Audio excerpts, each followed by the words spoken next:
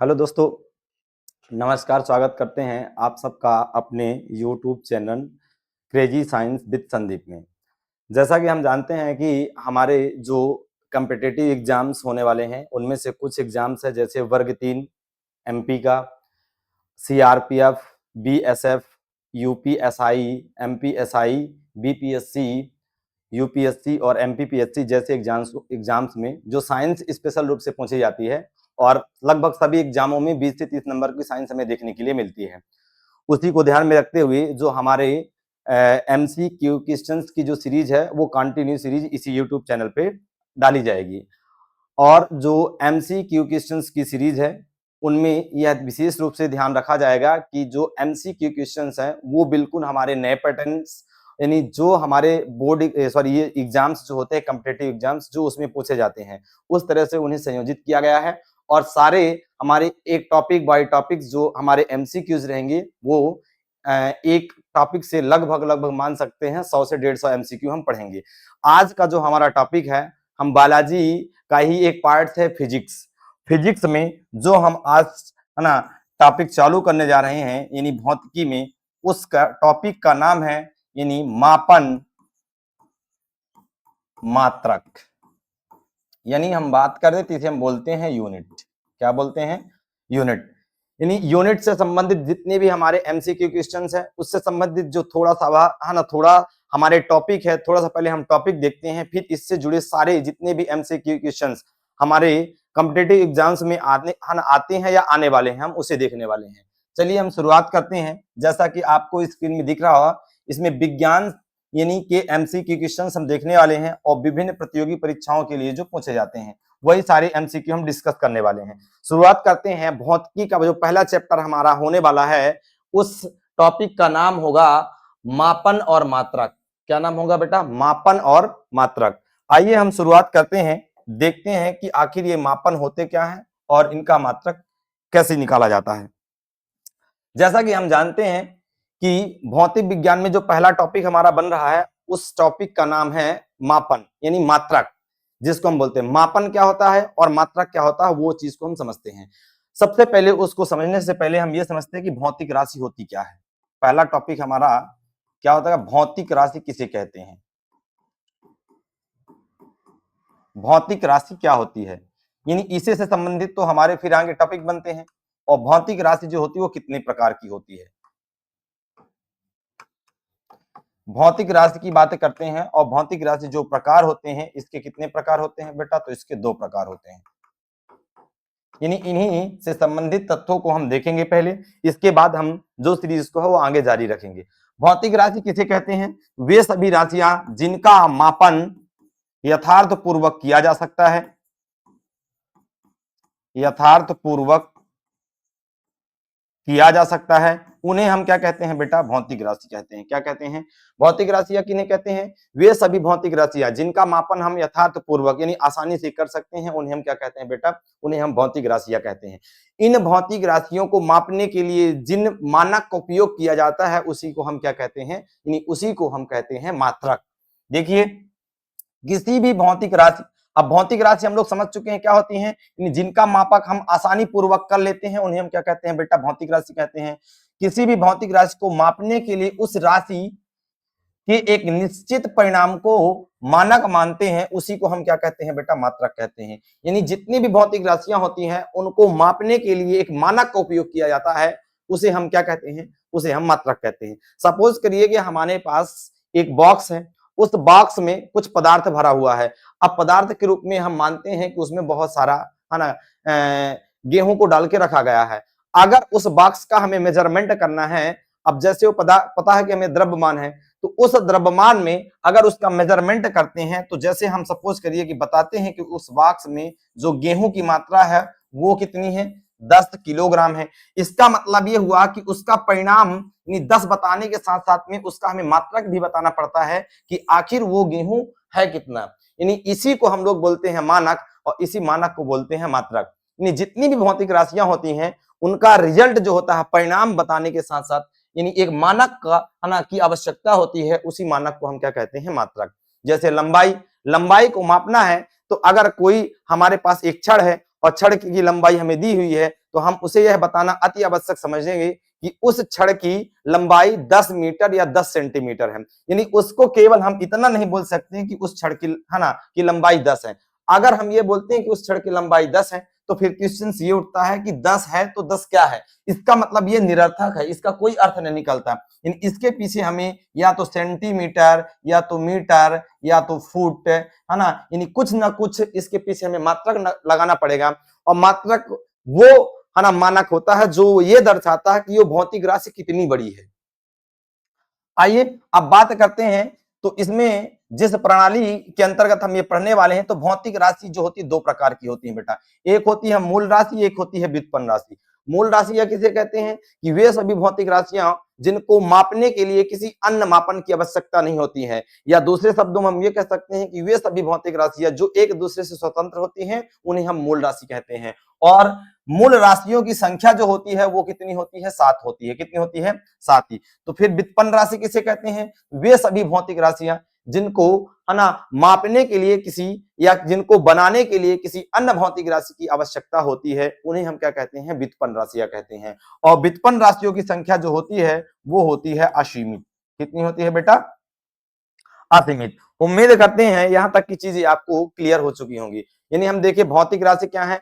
भौतिक राशि कितने प्रकार की होती है? तो दो प्रकार की होती है। एक हो गया बेटा मूल राशि, एक हो गया व्युत्पन्न राशि। व्युत्पन्न राशियों की संख्या कितनी होती है? 7। और मूल राशियों की संख्या कितनी होती है? 7। और व्युत्पन्न राशियों की संख्या कितनी होती है? असीमित होती है। आगे हम एक पैराग्राफ बना के देखेंगे कि वो 7 मूल राशियां कौन कौन सी होती हैं और इनके मात्रक क्या होती हैं।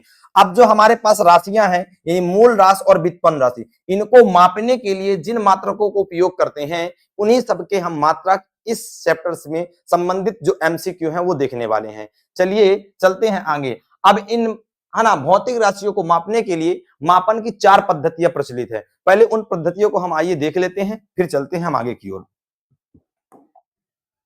मापन की जो पद्धतियां होती हैं वो कितनी पद्धतियां होती हैं? तो 4 पद्धति। पहली पद्धति का नाम है बेटा सीजीएस पद्धति। इसका पूरा नाम होता है सेंटीमीटर, सेंटीमीटर ग्राम सेकंड, इसीलिए इसका नाम पड़ा है सीजीएस पद्धति। क्या नाम होता है इसका पूरा? Centimetre gram second. हम बात करते हैं इस पद्धति के मापन में, यानी इसमें लंबाई को सेंटीमीटर से मापा जाता है।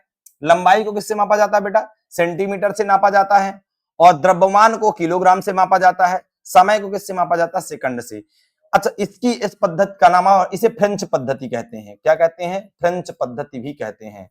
ध्यान रखिएगा, एमसीक्यू क्वेश्चंस है। यानी सीजीएस पद्धति का दूसरा नाम क्या है? तो सीजीएस पद्धति का दूसरा नाम जो है फ्रेंच पद्धति। इसी का दूसरा नाम मीट्रिक पद्धति भी कहते हैं। इसे क्या कहते हैं बेटा? मीट्रिक पद्धति भी इसे कहते हैं। यानी आप इन दोनों, है ना, क्वेश्चंस को ध्यान रखिएगा। दूसरा हम चलते हैं एफपीएस पद्धति। दूसरा कौन सा क्वेश्चन हमारा बनता है? प्रणाली बनती है। यानी मापन की जो दूसरी पद्धति है उसको हम बोलते हैं एफपीएस। एफपीएस का पूरा नाम होता है फुट पाउंड सेकंड। क्या होता है बेटा? इसका पूरा नाम होता है फुट पाउंड सेकंड। यहां पाउंड का मतलब पाव से नहीं है, इस चीज का बिल्कुल आप ध्यान रखिएगा। इसमें लंबाई को जो है वो किससे मापा जाता है? यानी फुट से मापा जाता है। द्रव्यमान को किसमें मापा जाता है? पाउंड से। और समय को किसमें मापा जाता है? सेकंड से। आप इस चीज का ध्यान रखिएगा। 1 पाउंड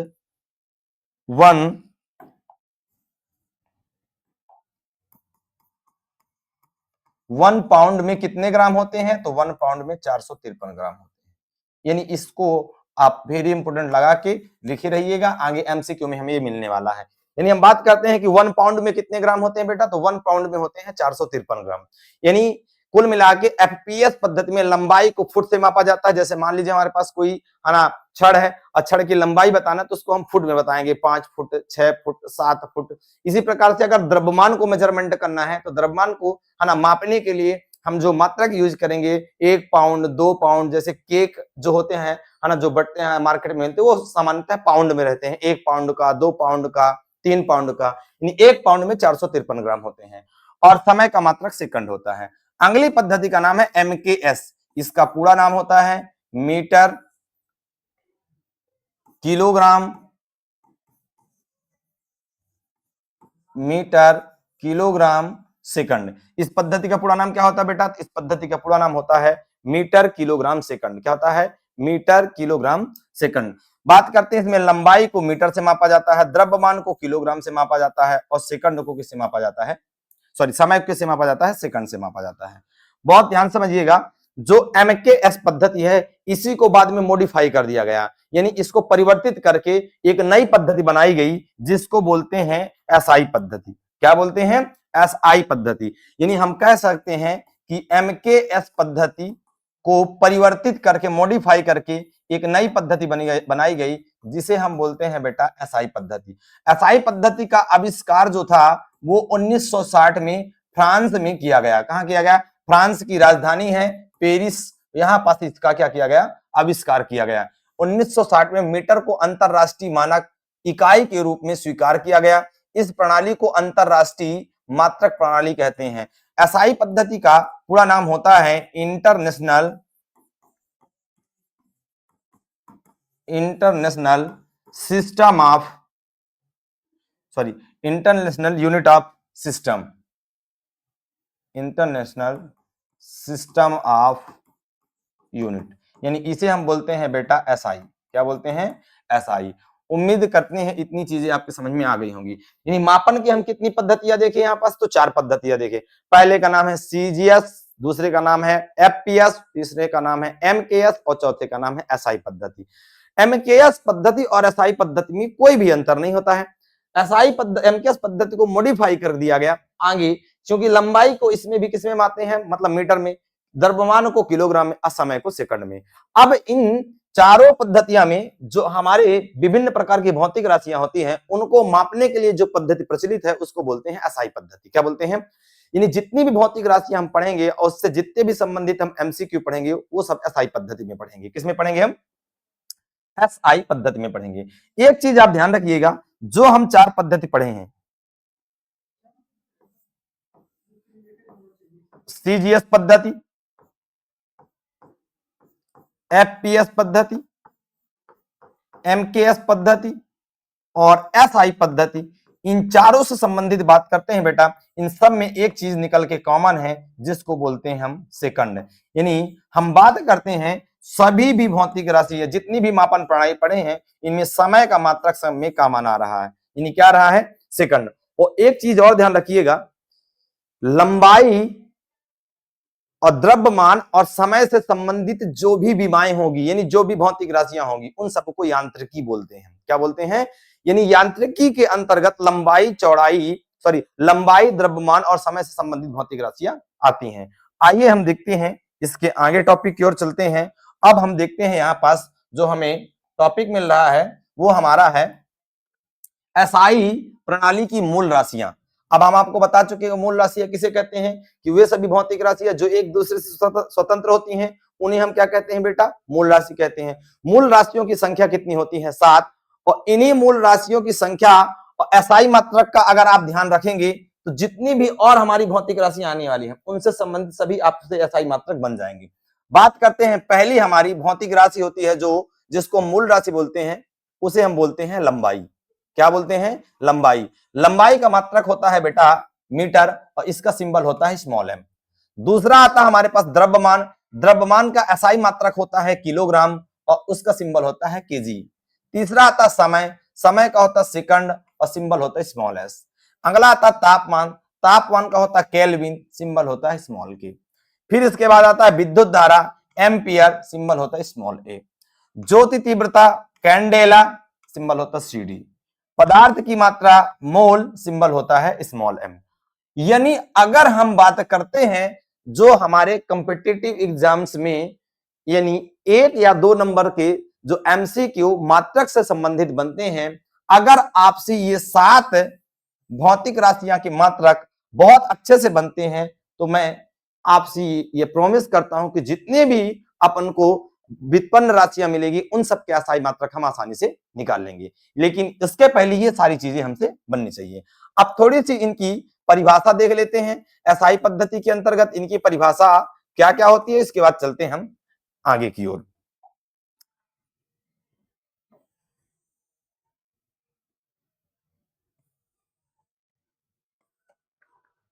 ठीक है, थोड़ा सा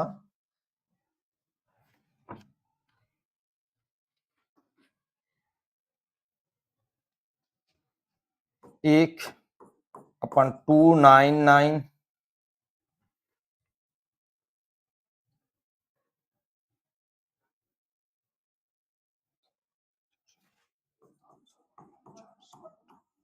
आपको एक टाइम दिया गया है। अब बहुत प्यार समझिएगा, अगर कोई प्रकाश की चाल, किसकी चाल बेटा, प्रकाश की चाल, हालांकि ये क्वेश्चन है ना हमारे उसमें बहुत कम बनते, पर थोड़ा सा बताएं।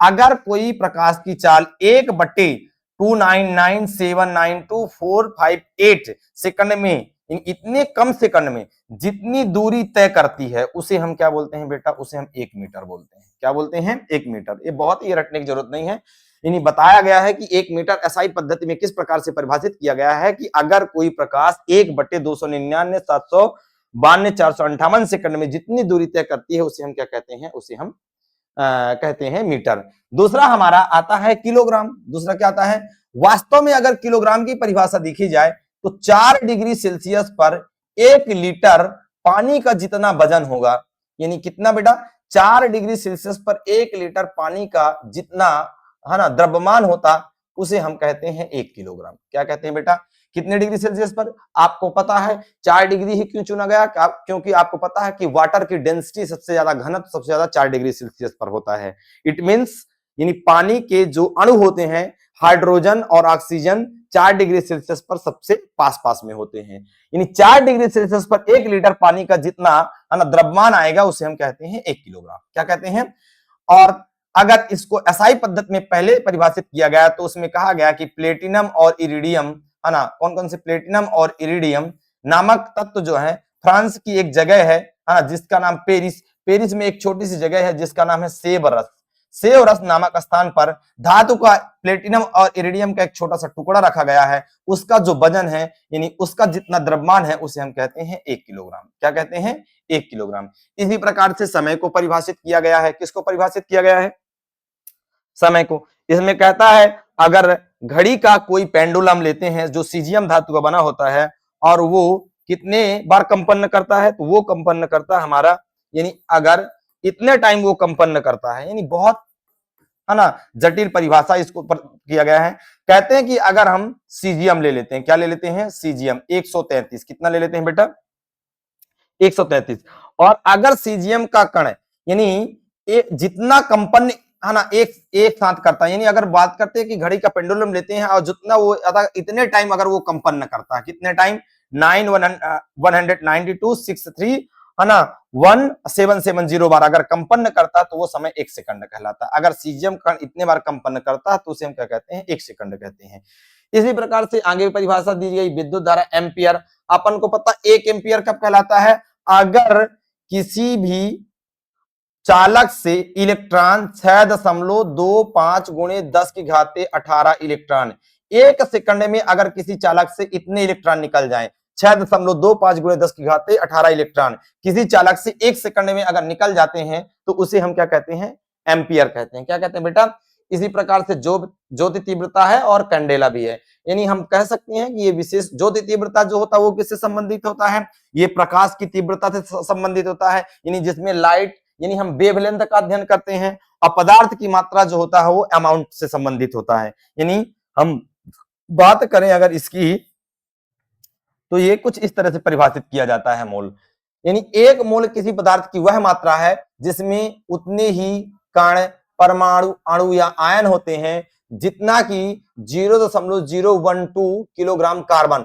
यानी हम मान सकते हैं कार्बन 12 में, यानी कार्बन 12 में कण होते हैं। सबसे अच्छा परिभाषा हम मोल को इस तरह से मानते हैं, 1 मोल का मतलब होता है कि किसी भी पदार्थ में अगर 6.022 गुणे 10 की घाते 23 कण छोटे छोटे हैं, अगर किसी भी पदार्थ में इतने छोटे छोटे कण हैं तो उसे हम कहते हैं 1 मोल। क्या कहते हैं, 1 मोल। उम्मीद करते हैं इतनी चीजें आपको समझ में आ गई होंगी। यही सारी चीजें हैं जो यानी मूल एसआई पद्धति में इनको परिभाषित किया गया है। किसमें परिभाषित किया गया बेटा, एसआई पद्धति में परिभाषित किया गया। अब इसमें हमने मूल राशि देखा, मूल राशि से संबंधित मात्रक देखे, उनसे 4 पद्धतियां देखे, उन चारों पद्धति में एसआई पद्धति में जो इनको परिभाषित किया गया उसे देखे हम। अब क्वेश्चंस जो बनते हैं वो हमारे यहां से बनते हैं। क्या क्वेश्चंस है? पहला क्वेश्चन है व्युत्पन्न राशि किसे कहते हैं, यानी व्युत्पन्न मात्रक क्या होते हैं। तो व्युत्पन्न मात्रक किसे कहते हैं? तो व्युत्पन्न राशि को मापने में जिन मात्रकों को उपयोग किया जाता है उन्हें हम व्युत्पन्न मात्रक कहते हैं। चलिए आइए हम पहले एक साइड लिखते हैं व्युत्पन्न राशि, एक साइड लिखते हैं व्युत्पन्न मात्रक, और यही हमारे बोर्ड एग्जाम में पूछे जाते हैं। इधर हम लिखते हैं व्युत्पन्न राशि और इधर लिखते हैं व्युत्पन्न मात्रक। व्युत्पन्न मात्रक, आइए हम देखते हैं कि व्युत्पन्न राशि और व्युत्पन्न मात्रक होते क्या हैं, फिर हम एमसीक्यू कराते हैं। कुछ एग्जांपल लेके हम चलते हैं। व्युत्पन्न राशि में सबसे पहला हम लेते हैं क्षेत्रफल। क्या लेते हैं बेटा? क्षेत्रफल। हम सबको पता है क्षेत्रफल का मात्रक होता है लंबाई गुणे चौड़ाई।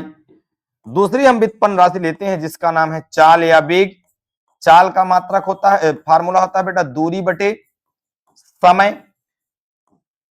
तीसरा हम जो मात्रक ले लेते हैं वो ले लेते हैं त्वरण, एक्सेलरेशन। त्वरण का सूत्र होता है वेग में परिवर्तन बटे समय, यानी समयांतराल। ये सारी चीजें हैं। अब जो हम इधर कुछ फार्मूले लिखे हुए ये सारी की सारी हमारी क्या कहलाएंगी, यानी व्युत्पन्न राशि कहलाएंगी। क्या कहलाएंगी? आइए देखते हैं कैसे व्युत्पन्न राशि कहलाती हैं। अब मुझे बताइए लंबाई हमारी कैसी राशि है? मूल राशि। और चौड़ाई भी एक तरह की लंबाई है, यानी ये भी क्या है? लंबाई। यानी यहां पास लंबाई का गुणा लंबाई से किया गया तब जाके एक व्युत्पन्न राशि बनती है जिसे बोलते हैं क्षेत्रफल। इसका मतलब कहते हैं क्षेत्रफल पूर्ण रूप से मूल मात्रक पर डिपेंड रहता है। इसीलिए तो कहते हैं वे भौतिक राशियां जो एक दूसरे से स्वतंत्र नहीं होती उन्हें हम क्या कहते हैं बेटा? मूल राशि कहते हैं। इसका मतलब क्षेत्रफल मूल लंबाई के दो मूल मात्रकों पर निर्भर करता है, यानी एक लंबाई और दूसरी लंबाई, इन दोनों को जब गुणा किए हैं तब जाके हमें क्या मिला? क्षेत्रफल मिला है। आइए तो इस व्युत्पन्न राशि का हम मात्रक निकालते हैं। लंबाई का मात्रक क्या होता है बेटा? तो लंबाई का मात्रक होता है मीटर, और चौड़ाई भी एक तरह की दूरी है तो उसका मात्रक क्या हो जाएगा? मीटर। यानी हम बात करते हैं क्षेत्रफल का एसआई मात्रक हो जाएगा, वो हो जाएगा मीटर स्क्वायर। क्या हो जाएगा बेटा? Metre square. इस तरह से हम देखें कि व्युत्पन्न राशि क्षेत्रफल है और क्षेत्रफल का एसआई मात्रक क्या हो जाएगा? मीटर। इसी प्रकार से हम देखते हैं बेटा चाल। अब चाल में आप ये देखिए दूरी हमारी क्या है? व्युत्पन्न मूल राशि है, और समय भी हमारी क्या है? यानी समय की बात करते तो ये भी हमारी कैसी? मूल राशि है। यानी अगर दूरी में समय का भाग दे दिया गया तब जाके हमें चाल मिला है। यानी दूरी मूल मात्रक है, समय भी मूल मात्रक है, इन दोनों मूल मात्रकों को भाग देने पर जो राशि बनी हो व्युत्पन्न राशि है, और उसे हम क्या कहते हैं? चाल कहते हैं। यदि हम ये कह सकते हैं कि व्युत्पन्न राशि मूल राशियों से भी बनी होती है, और ये भी हो सकता है व्युत्पन्न राशि मूल राशि और व्युत्पन्न राशि दोनों से मिलकर बनी हो सकती है, ये भी हो सकता है। आइए इसका मात्रक निकालते हैं। दूरी का मात्रक क्या होता है बेटा? तो इसका होता है मीटर, तो मीटर बटे समय का मात्रक क्या होता है बेटा? सेकंड, तो इसका एसआई मात्रक हो जाएगा मीटर पर सेकंड। क्या हो जाएगा? मीटर पर सेकंड। ये क्या हो जाएगा? मीटर पर सेकंड। इसके बाद सेम हमें क्वेश्चन दिया हुआ त्वरण। त्वरण का जाता है वेग में परिवर्तन। अब यहां पास त्वरण हमारी व्युत्पन्न राशि है, इसका मूल मात्रक निकालने जा रहे हैं। वेग में परिवर्तन यानी वेग का भी है ना मूल मात्रक। अब आप बताइए वेग का मात्रक क्या होता है? अभी तो निकाले हैं, यानी मीटर पर सेकंड। कितना होता है बेटा? मीटर पर सेकंड बटे समयांतराल यानी समय, और समय का सही मात्रक भी क्या होता है बेटा? सेकंड। यानी अब इस सेकंड का मल्टीप्लाई जब ऊपर ले जाएंगे तो यहां से हो जाएगा, तो इसका सही मात्रक हो जाएगा बेटा मीटर पर सेकंड स्क्वायर। कितना हो जाएगा? मीटर पर सेकंड स्क्वायर। उम्मीद करते हैं यहां तक की चीजें आपको समझ में आ गई होंगी। इस तरह से आज के जो टॉपिक हैं उनमें से एक आध दो हम और देख लेते हैं, फिर चलते हैं हम कुछ और। यहां पास राशि ले लेते हैं, व्युत्पन्न राशि ले लेते हैं।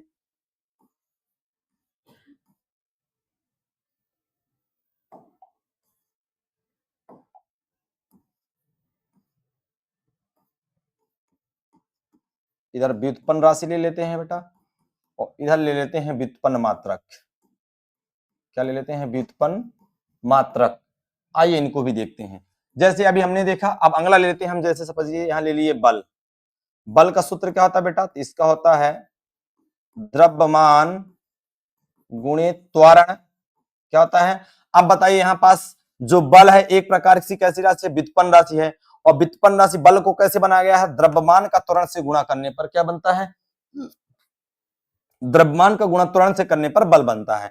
आइए हम इसका व्युत्पन्न मात्रक यानी मात्रक निकालते हैं, SI मात्रक। द्रव्यमान का मात्रक होता है किलोग्राम और त्वरण का तो अभी बताए हैं मीटर पर सेकंड स्क्वायर, यानी इसका SI मात्रक हो जाएगा बेटा किलोग्राम मीटर पर सेकंड स्क्वायर। लेकिन बल को डिफाइन करने के लिए बल का है ना, बल के लिए जो उन्होंने नियम दिया था, गति का पहला नियम, दूसरा नियम, तीसरा नियम, इसको है ना, इसको देने का काम जिस साइंटिस्ट ने किया था यानी न्यूटन ने किया था, यानी पूरा का पूरा श्रेय किसको चला जाता है, न्यूटन को। इसलिए यहाँ बल का एसआई मात्रक क्या जोड़ देंगे हम लोग, न्यूटन ऐड करेंगे। यानी बल का एसआई मात्रक हम ये ना बोल के हम क्या बोलेंगे, न्यूटन बोलेंगे। इनकी एक बुक है जिसका नाम है प्रिंसिपिया, क्या है, प्रिंसिपिया। इसी पुस्तक में इन्होंने अपने सारे संबंधित खोजों का अध्ययन किया है और प्रकाशित किया है। इसी प्रकार बल के बाद हम लोग ले लेते हैं बेटा अगला कार्य। कार्य का फॉर्मूला आता है बल गुणे विस्थापन। कितना होता है बेटा, बल गुणे विस्थापन। बल का एसआई मात्रक क्या होता है बेटा, न्यूटन, और विस्थापन एक दूरी है, दूरी का एसआई मात्रक होता है मीटर, तो इसका एसआई मात्रक क्या हो जाएगा, न्यूटन। लेकिन इसको देने का काम जिस साइंटिस्ट ने किया था उसका नाम था जूल, इसलिए इसका एसआई मात्रक क्या दिया जाता है, जूल दिया जाता है। क्या दिया जाता है बेटा, जूल। इसी प्रकार से हम अगली राशि लेते हैं घनत्व। घनत्व का सूत्र होता है द्रव्यमान बटे आयतन। क्या होता है बेटा, द्रव्यमान बटे आयतन। ये हमारी कैसी राशि हो गई, यानी ये व्युत्पन्न राशि। अब बात करते हैं इसका एसआई मात्रक, तो ये किलोग्राम और आयतन का होता है मीटर क्यूब, यानी हम कह सकते हैं इसका एसआई मात्रक जाएगा किलोग्राम मीटर, अगर ऊपर ले जाएंगे तो माइनस हो जाएगा और नहीं ले जाना तो किलोग्राम प्रति मीटर क्यूब ही कहलाएगा।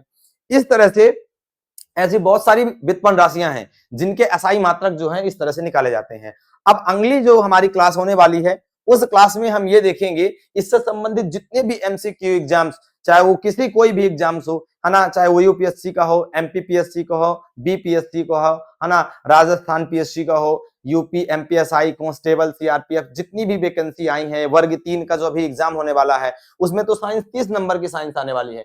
जितने भी कॉम्पिटिटिव एग्जाम में साइंस आने वाली है उसके लिए हम स्पेशल एमसीक्यू की सीरीज जो है इसी यूट्यूब पे, है ना, चैनल पे डालेंगे। तो आप इस वीडियो को देखिए, है ना, और जो हमारे कंटेंट है अगर आपको पसंद आते हैं तो उसे लाइक कीजिए। अब जो एमसीक्यू क्वेश्चन की जो सीरीज है वो आपको मिलेगी नेक्स्ट वीडियो में। तब तक के लिए जय हिंद, जय भारत।